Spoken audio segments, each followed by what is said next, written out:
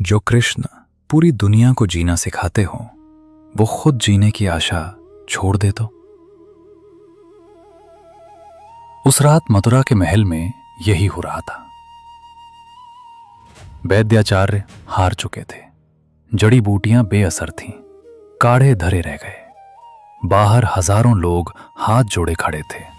जो खुद भगवान थे, आज उन्हीं के लिए भगवान से मांग रहे थे।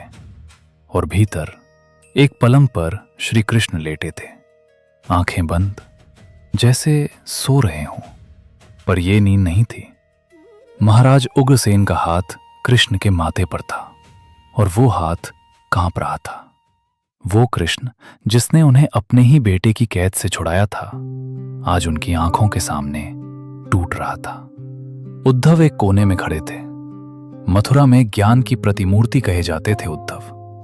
योग, ध्यान, दर्शन, हर चीज में माहिर। पर आज उनके पास कोई उपाय नहीं था। बस एक सवाल था जो भीतर गूंज रहा था। सुबह तक तो सब ठीक था, हुआ क्या? महाराज उग्रसेन उठे, उद्धव की बाहें पकड़ ली। तुम तो जानते हो इसे, ये मेरा कृष्ण जिसे सारा संसार परम योगी कहता है, ये कैसे? कुछ करो, कुछ तो करो। उद्धव ने महाराज को देखा, फिर कृष्ण को, और उनका मन उस सुबह में लौट गया जब सब कुछ शुरू हुआ था। मथुरा की भोर, आसमान पर एक हल्की नीली रोशनी थी। बोर के पेड़ों पर पंछी अभी अभी जागे थे। यमुना का जल इतना शांत था जैसे किसी ने आसमान को जमीन पर बिछा दिया हो। हवा ठंडी थी और उस ठंड में एक खुशबू घुली हुई थी, मिट्टी की, फूलों की, यमुना की। नदी किनारे दो आकृतियां चली आ रही थीं, एक जैसी चाल, एक जैसा कद, एक जैसे बाल, जैसे एक ही आत्मा दो देहों में हो। एक थे श्री कृष्ण, योगियों के योगी, ज्ञान की परम अवस्था। दूसरे थे उद्धव, कृष्ण के सखा, उनके शिष्य, उनके परम प्रिय चचेरे भाई। योग, ध्यान, दर्शन, इन सब में उनके ऊपर सिर्फ एक ही थे, खुद माधव। उद्धव कृष्ण के हर भाव को पहचानते थे, पर आज के कृष्ण के भाव को उद्धव भी न समझ सके।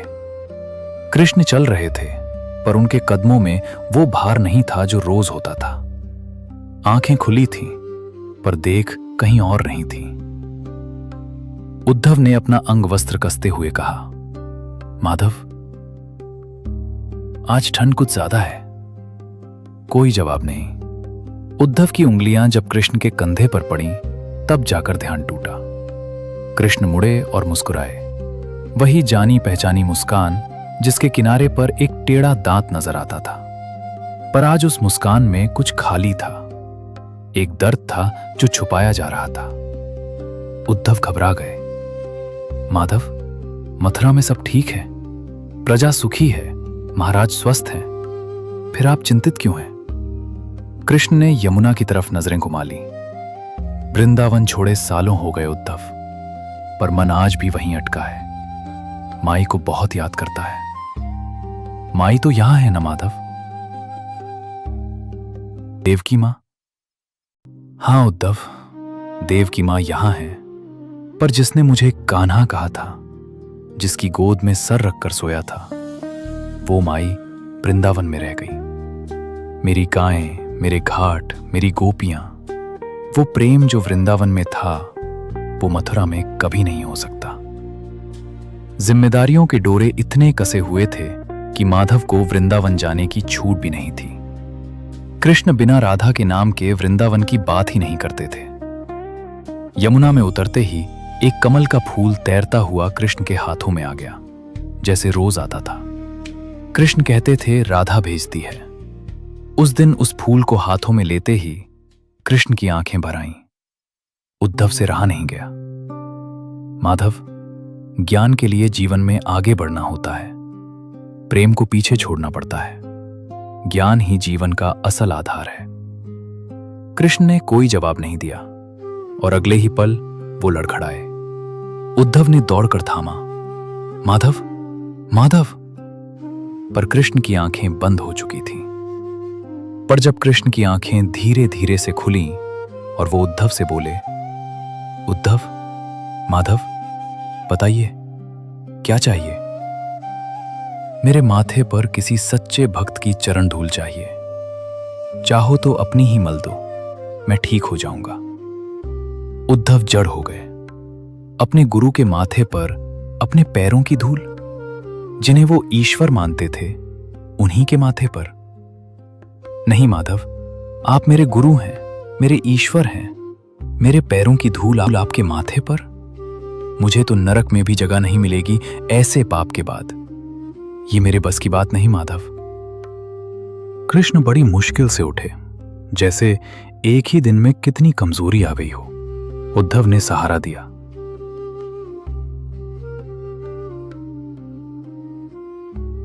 और उद्धव कृष्ण के चरणों में गिर गए।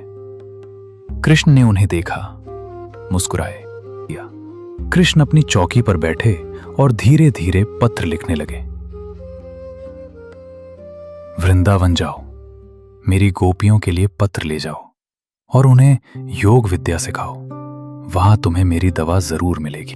उद्धव मन में सोच रहे थे, इन गोपियों को ब्रह्म ज्ञान दे दूंगा, माधव का ये मोह छूट जाएगा।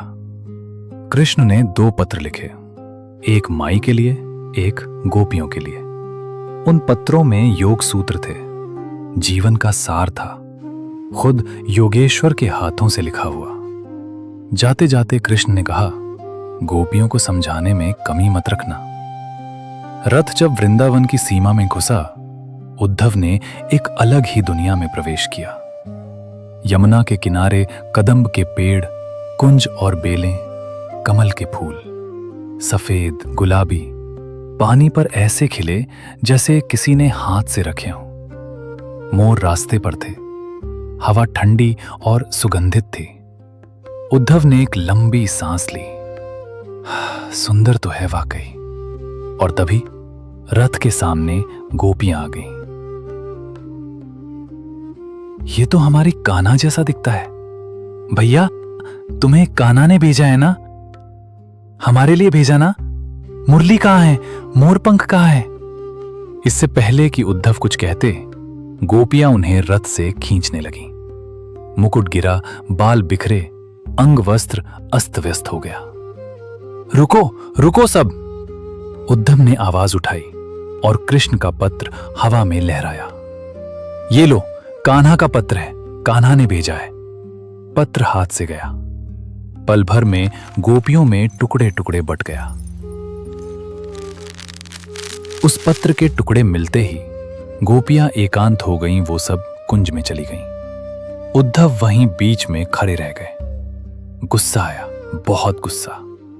जिस ज्ञान के लिए बड़े बड़े ऋषि मुनि युगों तक तपस्या करते थे, जिस ज्ञान को पाने के लिए जन्मों की साधना चाहिए, उसे इन गोपियों ने एक पल में फाड़ दिया था। माधव के हाथ से लिखे शब्दों को, जिनके लिए ब्रह्मांड तरसता था, इन्होंने रद्दी कागज की तरह बांट लिया। और इन गोपियों के लिए माधव बीमार पड़े थे। मेरी गोपियों को समझाने में कमी मत रखना। कृष्ण की बात याद आई। उद्धव ने झटके से खुद को संभाला और गोपियों को ढूंढने निकल पड़े। कुंज की छांव में बैठी गोपियां उन टुकड़ों को माथे से लगा रही थीं, होठों से छू रही थीं। आंखें भरी हुई थीं, जैसे कागज के टुकड़े नहीं, बरसों बाद कान्हा खुद मिल गए हों। गोपियों ने वो कागज के टुकड़े उद्धव को देते हुए कहा, पढ़ो, क्या लिखा है कान्हा ने? उद्धव के हाथ में वो टुकड़े थे जिन पर ब्रह्म ज्ञान लिखा था। कितने अक्षर आंसुओं में बह गए थे, कितने होठों की लाली में छुप गए थे, कितने काजल की कालिख में मिल गए थे। उद्धव ने टुकड़े वापस करते हुए कहा, यह प्रेम संदेश नहीं था, यह जीवन संदेश था। खुद माधव ने तुम सबके लिए योग की राह लिखी थी। इस ज्ञान से, इस साधना से तुम इस विरह के दुख से मुक्त हो सकती थी। ललिता आगे आई। कान्हा ने किसी का नाम लिखा था? राधा का? नहीं, किसी का नहीं। ललिता ने उद्धव को देखा और शांत स्वर में कहा, उद्धव जी, आपका ज्ञान अधूरा है। हर ज्ञान प्रेम के बिना अधूरा होता है। पहले राधा से मिलो।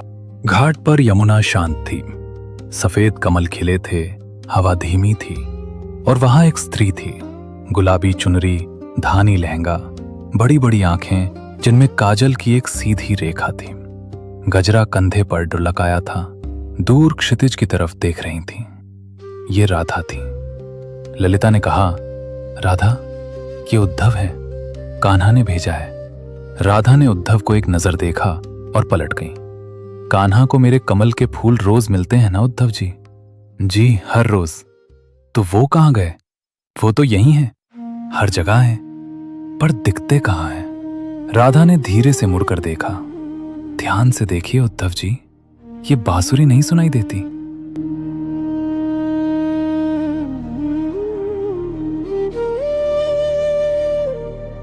ये हवा उनका नाम नहीं लेती। सच्चे प्रेमी कभी अलग कहाँ होते हैं? उद्धव रुक गए और सुना। सच में हवा में कुछ था, एक धुन अनसुनी थी पर थी। सच्चे प्रेमी कभी अलग कहाँ होते हैं उद्धव जी? राधा बोली, कान्हा गए नहीं हैं, मैंने उन्हें जाने नहीं दिया।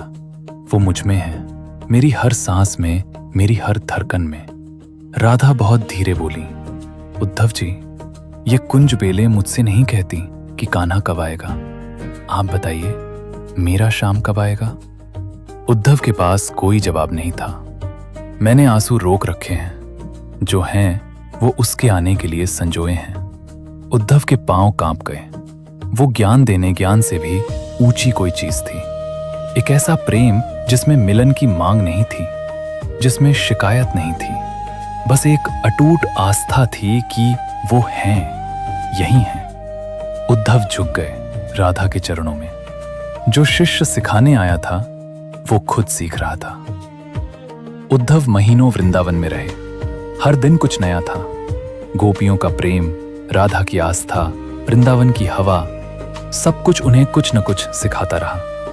जब वो मथुरा लौटे, कृष्ण ने उनकी आंखों में झांका। कुछ नया था वहां, एक नमी, एक गहराई जो पहले कभी नहीं थी। कृष्ण मुस्कुराए, वही मुस्कान, वही टेढ़ा दांत। मिली दवा? उद्धव ने कुछ नहीं कहा, बस झुक गए। कृष्ण समझ गए, उद्धव को वृंदावन भेजना उनकी बीमारी की दवा नहीं थी, वो उद्धव की दवा थी। ज्ञान अहंकार बन सकता है, पर जब उसे प्रेम छू ले तो वो मुक्ति बन जाता है। राधा वहीं थी, यमुना किनारे, आंसू संजोए, फूल भेजती हुई, हवा में नाम जपती हुई। क्योंकि जो सच में प्रेम करते हैं वो कभी अलग नहीं होते।